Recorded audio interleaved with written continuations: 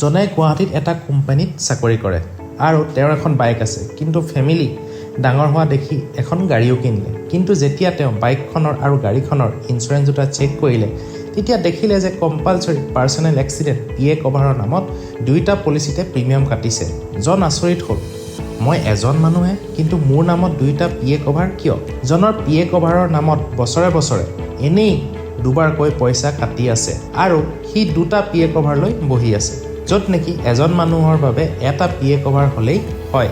নিয়ম মতে এজন যান বাহনৰ মালিকৰ কেৱল এটা PA কভাৰ থকাই যথেষ্ট।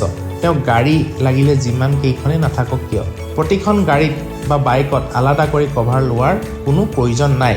PA কভাৰ পলিচি এক্সট্ৰাকেও কৰি ল'ব পাৰি। আৰু জনে সেই কথা গম পাই এখন PA পলিচি এক্সট্ৰাকে কৰিলে আৰু তেওঁৰ পৰিয়ালক সমজাই দিলে আৰু যিকেইখন গাড়ী বাইক আছিল সেইকেইখন এই কভাৰত এড কৰি দিলে। এইদৰে জনে আননেচেচেৰী খৰচ এটাৰ পৰা বাচি গ'ল। পাৰ্চনেল এক্সিডেণ্ট কভাৰ এটা কম্পালচৰি ইঞ্চুৰেঞ্চ হয়, কিন্তু আননেচেচেৰী মাল্টিপল PA কভাৰৰ জালত নফচিব, কেৱল এটা হ'লেই হ'ল। সেয়ে বন্ধু বান্ধৱী বীমাৰ নিয়ম বুজি লওক, ধন বচাওক আৰু জীৱনটো সহজ কৰি লওক।